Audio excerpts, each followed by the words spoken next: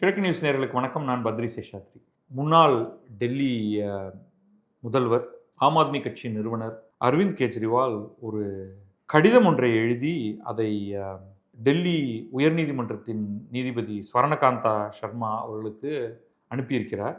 அந்த கடிதத்தை அவர் அனைவரும் படிக்கும் மாதிரியாக வெளியிட்டிருக்கிறார். அதில் அவர் அந்த கடிதத்துக்கு முன்னாடி அவர் என்ன சொல்றாருன்னா, நான் வந்து பெரிய சத்தியாகிரக போராட்டத்தில் இறங்குகிறேன். காந்தியன் பிரின்சிபல் ஆஃப் சத்தியாகிரகா அவர் சொல்றாரு.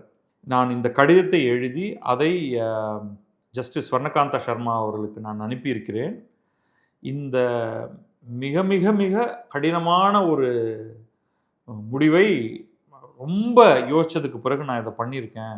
இது வந்து என்னை பொறுத்தவரை இந்திய வரலாற்றிலேயே முதன்முறையாக என்று சொல்லத்தக்க ஒரு முடிவாக இது இருக்கிறது. அதனால இது வந்து ரொம்ப முக்கியத்துவம் பெறுகிறது. என்ன ஆகப் போகிறது அப்படின்னு தெரியாது. ஸோ பீடிகை எல்லாம் இல்லாமல் விஷயத்துக்கு வந்துடும். பேக்ரவுண்ட் இன்ஃபர்மேஷன் முதல்ல கொடுத்துட்றேன். டெல்லி மதுபான ஊழல் வழக்கு அப்படிங்கிற பேரில் ஒரு வழக்கு ஒன்று சிபிஐ அப்பொழுது முதல்வராக இருந்த அரவிந்த் கெஜ்ரிவால், அப்பொழுது துணை முதல்வராக இருந்த மணீஷ் சிசோடியா முதற்கொண்டு பலர் மீது சுமத்தி இவர்களை பதவியை விட்டு விலக்கி சிறையில் தள்ளி, அதற்கு பிறகு அவர்கள் வந்து நீதிமன்றமெல்லாம் சென்று பிணை வாங்கி அதில் பதவி இழந்தாங்க. அதுக்கப்புறம் தேர்தல் நடந்து ஆட்சியும் இழந்து விட்டார்கள் ஆம் ஆத்மி கட்சி டெல்லி யூனியன் பிரதேசத்தில் இருக்கக்கூடிய சட்டமன்றத்தில்.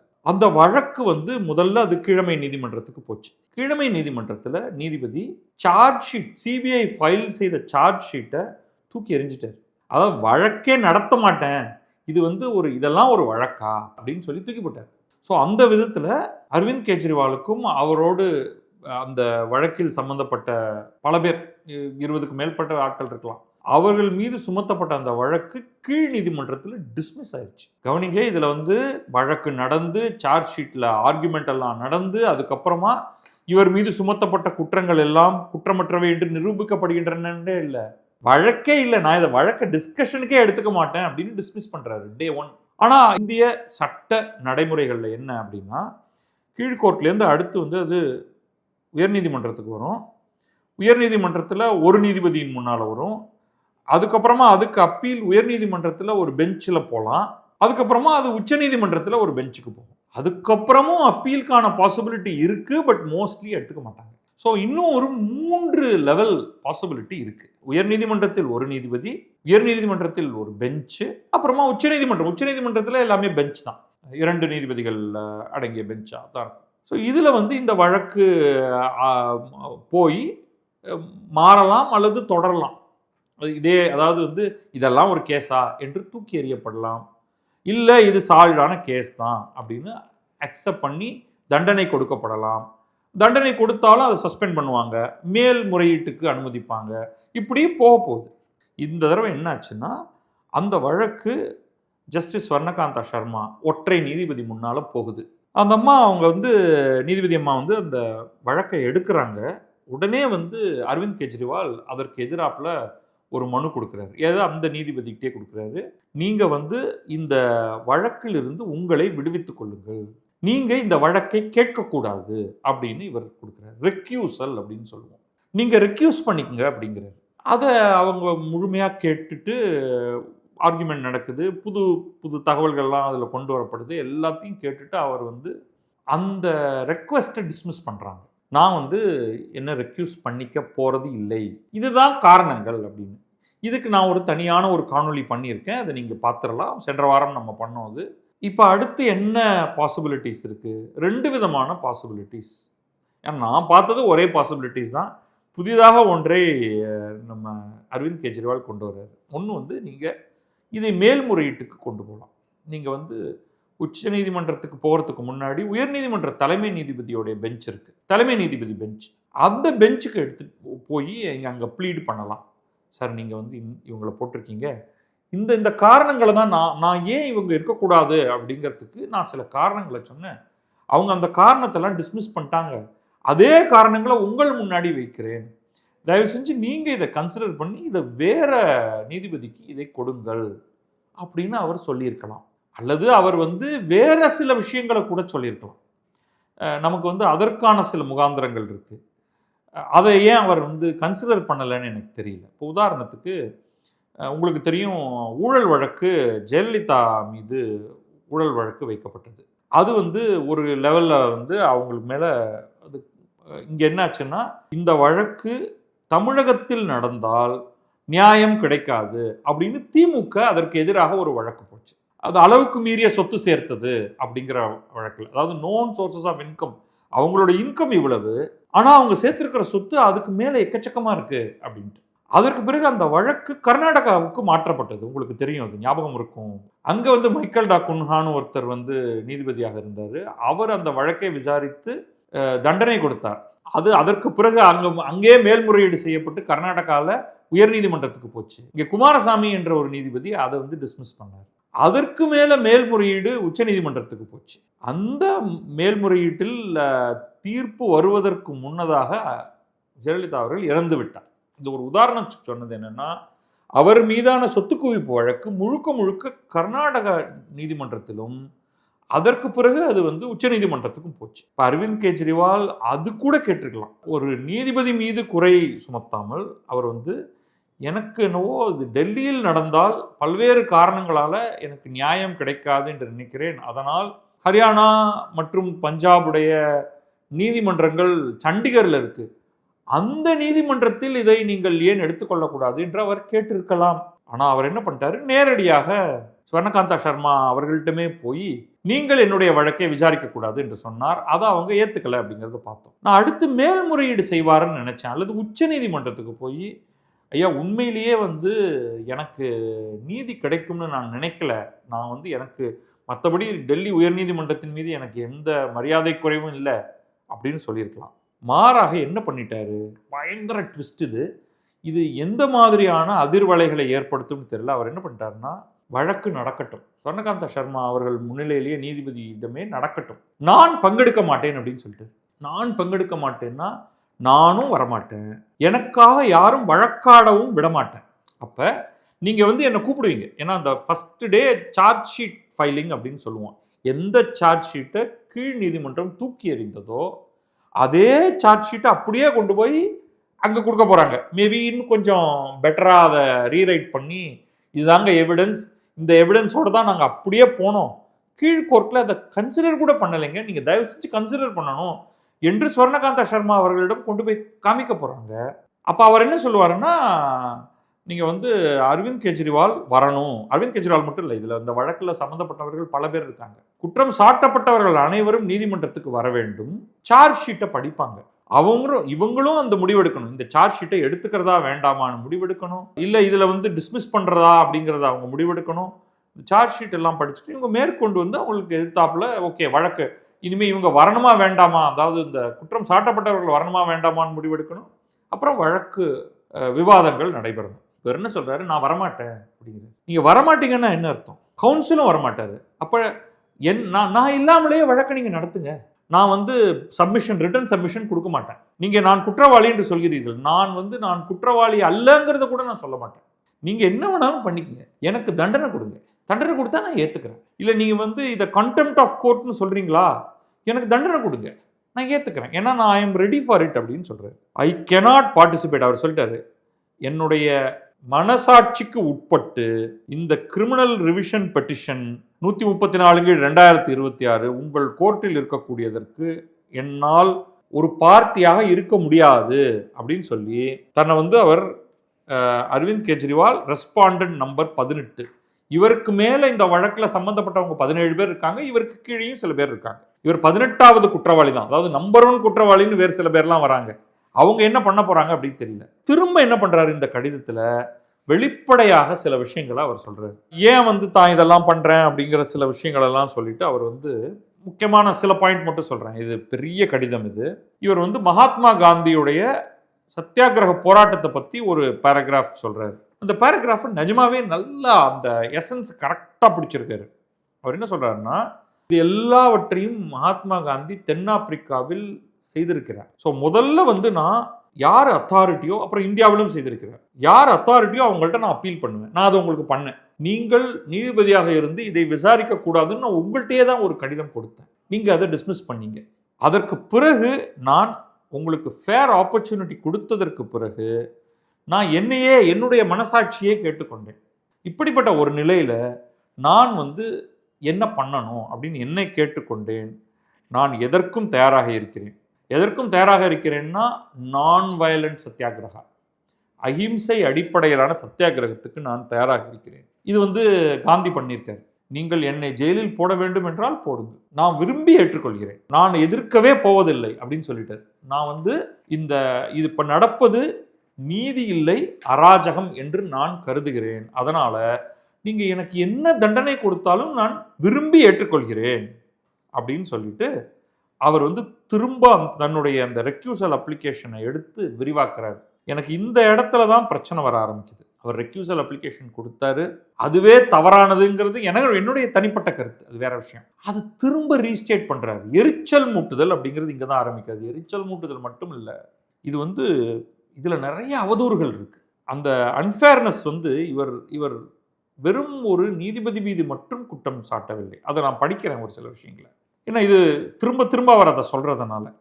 ஸோ அவர் பேசிக்கா இவர் சொல்றது என்னன்னா, நீங்கள் RSS சம்பந்தமான நிகழ்ச்சிகளில் பங்கெடுத்தீர்கள், அந்த ஒரு காரணத்துக்காகவே நான் உங்கள் கீழ் நீங்கள் நடத்தும் அந்த கோர்ட் ப்ரொசீடிங்ஸ்ல நீங்கள் நீதிபதியாக இருக்கும் உங்கள் கீழாக நான் வரமாட்டேன். அதுக்கு அவர் என்ன சொல்றாருன்னா, நானும் எனது கட்சியும் RSSக்கு எதிரானவர்கள், RSS உடைய கருத்தியலுக்கு எதிரானவர்கள்.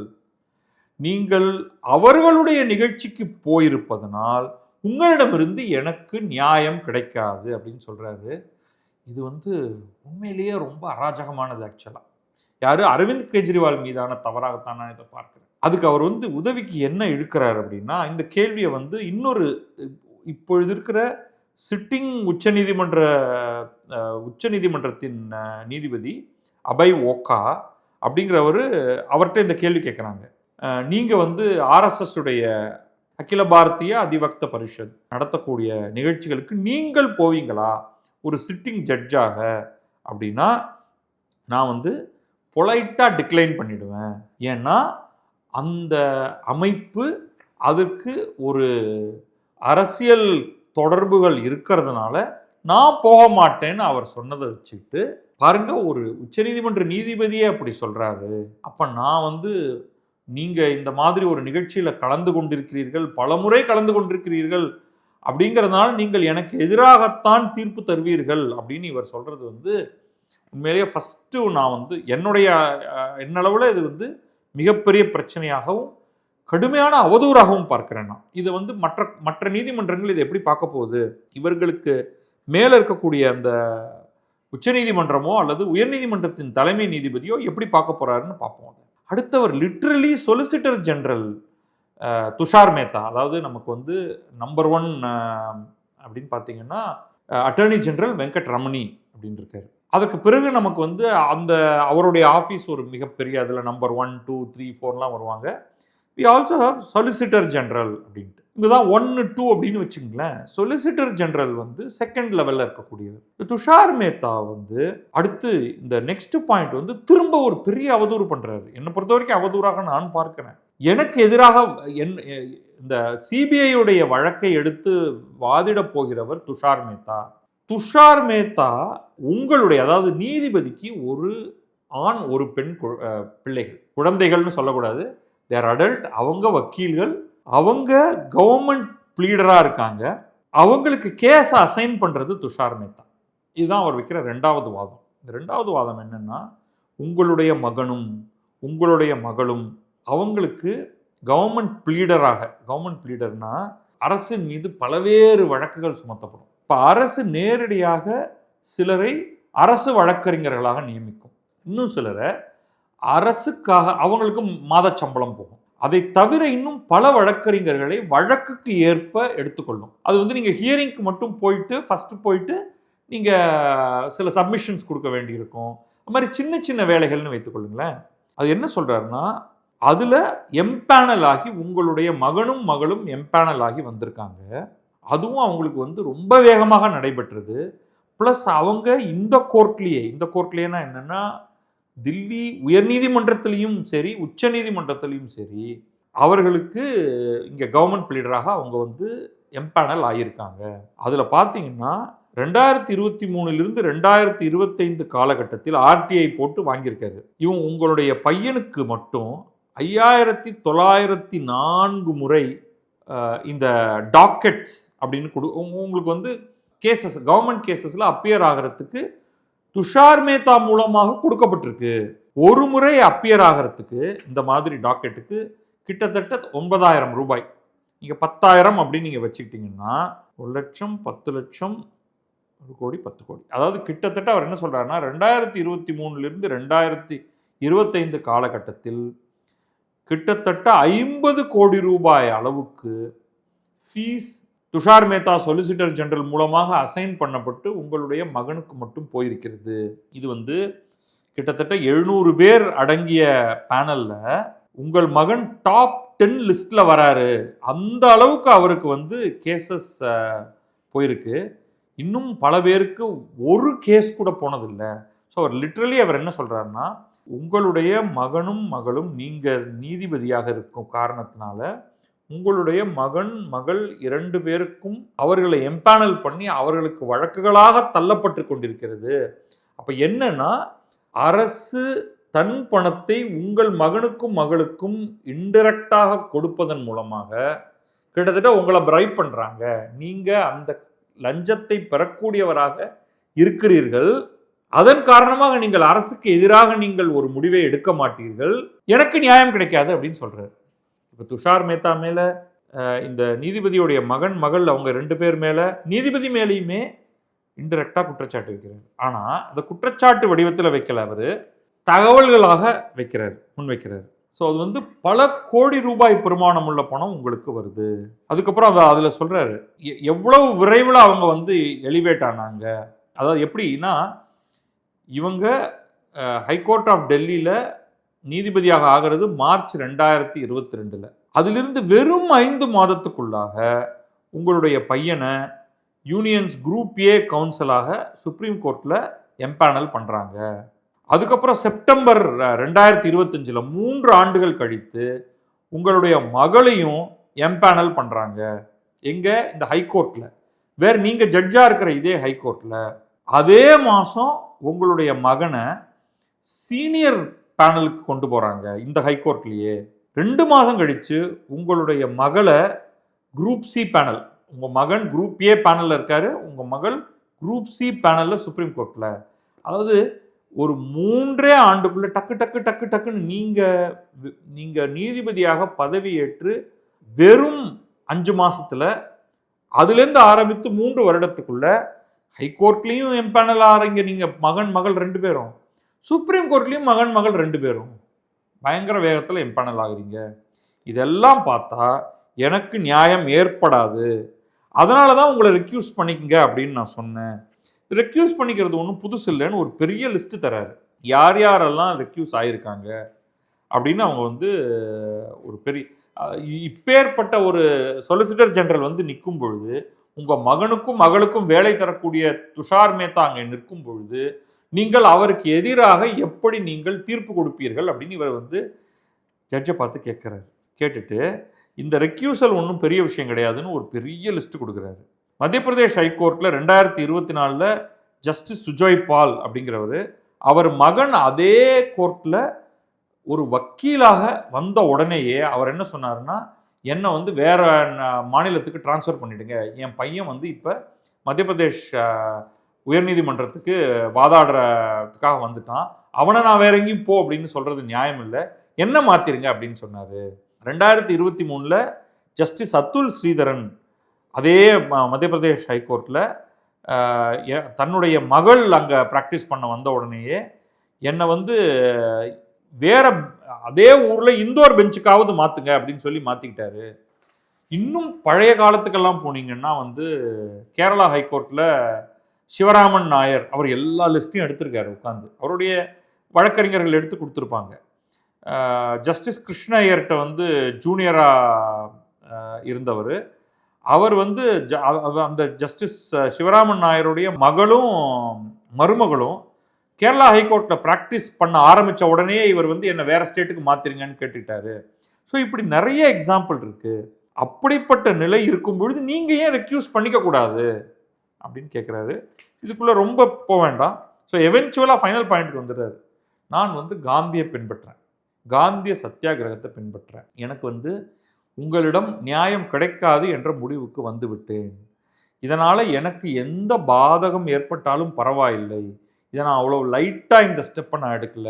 என்னுடைய ஓன் இன்ட்ரெஸ்ட் பாதிக்கப்படும் என்பதை நன்கு தெரிந்து கொண்டு எனக்கு அட்வான்ஸ் சப்மிஷன் கொடுக்க முடியாது, adverse consequences of law may follow, இது எல்லாத்தையும் நான் எடுத்துக்கொள்ள தயாராக இருக்கிறேன்.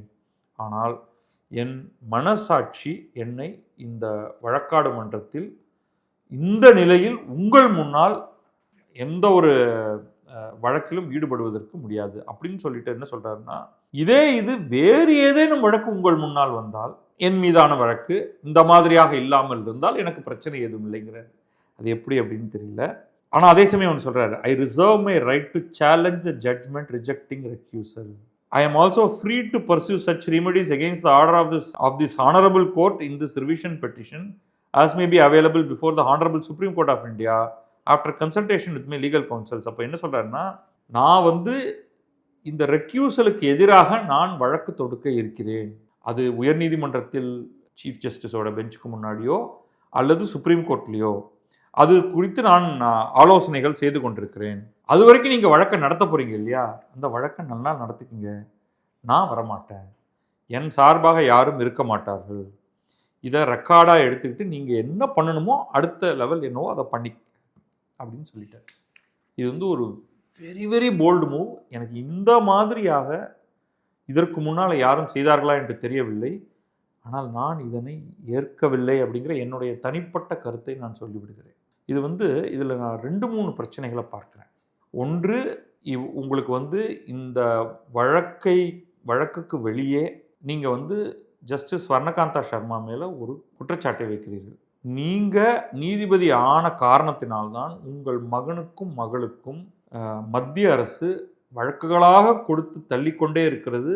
கோடிகளில் அவர்கள் புரளுகிறார்கள். பையனுக்கு மட்டுமே 2 வருஷத்திலேயே கிட்டத்தட்ட 50 கோடிக்கு மேலே, 50 கோடி ரூபாய்க்கு மேலே பணம் கொடுக்கப்பட்டிருக்கிறது அப்படின்னு ஒரு உத்தேசிக்கிறார். இவருக்கு அந்த இன்வாய்ஸ் டீட்டெயில்ஸ்லாம் கிடையாது. அவருடைய எஸ்டிமேட் கொஞ்சம் ஒரு ப்ராசஸ் இருக்குது அதுக்கு. இப்போ நமக்கு தெரியாது என்னென்னா, இவர்கள் உண்மையிலேயே சிறப்பான வழக்கறிஞர்களா, அதனால் அவர்களை பேனலில் எடுக்கிறாங்களா, இல்லை இவருக்கு சும்மா பணம் கொடுக்கணுங்கிறதுக்காகவே வச்சுக்கப்பா பேனல்லங்கிறாங்களா. இப்போ துஷார் மேத்தாலேருந்து ஆரம்பிச்சு துஷார் மேத்தா மீது ஒரு குற்றச்சாட்டு, நீ தான் இதை பண்ணுற அப்படின்னு. இப்போ துஷார் மேத்தா இதை ஹேண்டில் பண்ணணும். ஜட்ஜுடைய மகள் அவங்கள்ட்ட எஃபெக்டிவ்லி என்ன சொல்கிறாருன்னா, நீ ஒரு ஜட்ஜுடைய மகனாகவும் மகளாகவும் இருப்பதனால்தான் உன்னை எம்பேனல் பண்ணி, அதுவும் படுவேகமாக எம்பேனல் பண்ணி, உங்களுக்கு மத்திய அரசும் டெல்லி அரசும் உங்களுக்கு வழக்குகளை கொடுத்து கொண்டிருக்கிறது டாக்கெட்டை. அதனால நீங்கள் இஷ்டத்துக்கு சம்பாதிக்கிறீங்கிறார். இப்போ அவர்கள் இதை அவதூறு என்று கருதலாம். அவங்க அதுக்கான எவிடன்ஸோட அவங்க இவரை சிவில் சூட் இவர் மேலே போடலாம். இந்த ஜட்ஜே லிட்ரலி என்ன சொல்லலாம்னா, நீ என் மீது நீ ஒரு நான் ஒரு ஊழலில் கொல்லூடு பண்ணுறேன் அப்படின்னு நீ சொல்கிற அப்படின்னு சொல்லலாம். ஏன்னா நாளைக்கு யார் வேண்டுமானாலும் இப்போ அதைத்தான் ஜஸ்டிஸ் வர்ணகாந்தா சர்மா சொன்னாங்க.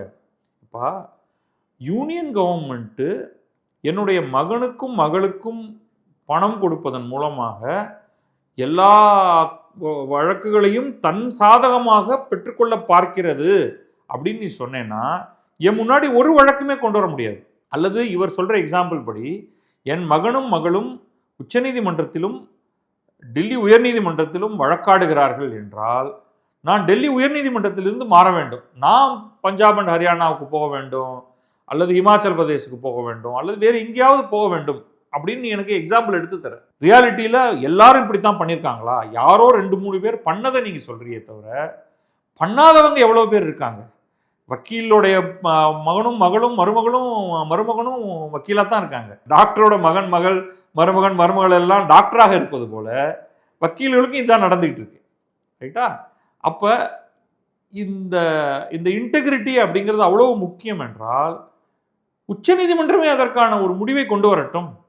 எந்த ஒருவருடைய மகன், மகள், மருமகள், மனைவி, இந்த மிக நெருங்கிய உறவினர்கள், அண்ணன், தம்பி, தங்கை, அக்கா போன்ற இந்த பிளட் ரிலேஷன் அல்லது மன உறவு, அவர்கள் இந்த கோர்ட்டில் வழக்காட வேண்டும் என்றால் நீங்க அங்க நீதிபதியாக இருக்கக்கூடாது, அல்லது நீங்கள் நீதிபதியாக இருந்தால் அவர்கள் அந்த இடத்தில் வழக்காடக்கூடாது என்ற ஒன்றை உச்சநீதிமன்றம் ஒரு ரூலாக கொண்டு வருமா? தன்னுடைய தாய் நீதிபதியாக இருக்கக்கூடிய நீதிமன்றத்தில் தான் ஒரு வழக்கை எடுத்துக்கொண்டு செல்லக்கூடாதுன்னா அது வேற விஷயம். ஆனா டாக்கெட் உனக்கு வரும், பணம் வரும் அப்படிங்கிறதுனாலயே நீ இந்த கோர்ட்லயே நீ இருக்கக்கூடாது என்று சொல்வது நியாயமா அப்படிங்கிறது உச்சநீதிமன்றமே இதை எடுக்கட்டும். ஏன்னா இது நிச்சயமாக இது இங்க நிற்க போறதில்லை. இது இங்கிருந்து அடுத்த கட்டத்துக்கு போக போகிறது. இவர் ஆரம்பத்தில் நான் சத்தியாகிரக போராட்டம் நடத்த போகிறேன், இதனால நான் ஜெயிலுக்கு போனாலும் பரவாயில்லங்கிற மாதிரி சொன்னாலும் பின்னாடி அவர் என்ன சொல்றாரு, ஐ ரிசர்வ் த ரைட் அப்படின்னு சொல்றாரு. நான் உச்சநீதிமன்றத்துக்கு போவதற்கும் தயாராக இருக்கிறேன், ஆனால் இப்பொழுதைக்கும் உன் கோர்ட்டுக்கு முன்னாடியே நான் வரமாட்டேன் அப்படின்னு சொல்லிட்டாரு. இது ரொம்ப ஒரு ஒரு புதுமையான ஒரு வழக்காக இருக்கு. பட் இதன் காரணமாக இதில் கெஜ்ரிவாலுக்கு என்ன ஆகுது, ஜஸ்டிஸ் ஸ்வர்ணகாந்தா சர்மா மீது இவர் நேரடியாக வைக்காவிட்டாலும் சுற்றி வளைத்து வைத்திருக்கக்கூடிய குற்றச்சாட்டுகள் என்னாக போகிறதுங்கிறது தனியாக பார்த்துக்கணும். இதற்கு ஏதோ ஒரு விதத்தில் உச்சநீதிமன்றம் ஒரு முடிவு கட்டும் அப்படின்னு நான் நினைக்கிறேன். எதெல்லாம் அக்செப்டட் ப்ராக்டிஸ், எதெல்லாம் அன்அக்செப்டட் அப்படிங்கிறத. ஏன்னா பலவேறு வழக்காடு மன்றங்களில் பலவேறு ஹைகோர்ட்லேயும் சுப்ரீம் கோர்ட்லேயும் இந்த பிரச்சனை நிச்சயமாக இருக்கும் அப்படின்னு நான் நினைக்கிறேன். இவர் குறிப்பிட்டு சொல்லக்கூடிய இந்த பிரச்சனை, இந்த க்ளோசஸ்ட் கித் அண்ட் கின் அதே இடத்துல வேலை பார்க்கறது, அரசாங்கத்துடைய கேசஸ் அவங்கள்ட்ட வர்றது, இவங்க ஜட்ஜு அரசாங்கத்துக்கு எதிரான வழக்குகளை அரசாங்கத்துக்கு ஆதரவாகவோ எதிராகவோ அவர்கள் தீர்ப்பளிப்பது, இது எல்லாத்தையும் ஒன்றாக சேர்த்து பார்க்கலாம் அது என்ன மாதிரி வருகிறது என்று. ஆனால் இது ரொம்ப ஒரு புதுமையான ஒன்றாக திடீர்னு ஒரு கடிதம் ஒன்றை எழுதி ஒரு ஜுடிஷியல் சர்க்கிள்ஸே ஓரளவுக்கு பெரிய அளவுக்கு புரட்டி போடக்கூடிய ஒரு வேலையை அரவிந்த் கெஜ்ரிவால் செய்திருக்கிறார். பார்ப்போம் அது என்ன நடக்கிறது மேற்கொண்டு என்று. நன்றி, வணக்கம். நான் பத்ரி சேஷாத்ரி. இது கிழக்கு நியூஸ்.